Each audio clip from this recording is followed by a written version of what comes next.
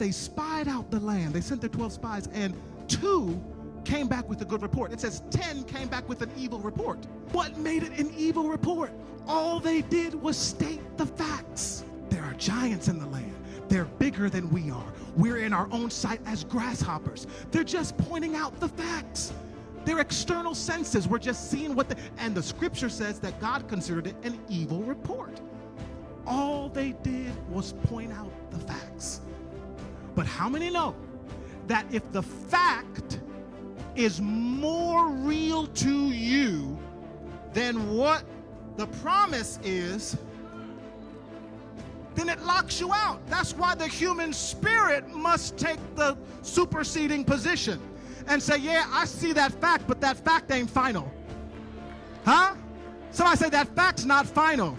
Come on. It might have been a financial setback, but say the fact ain't final.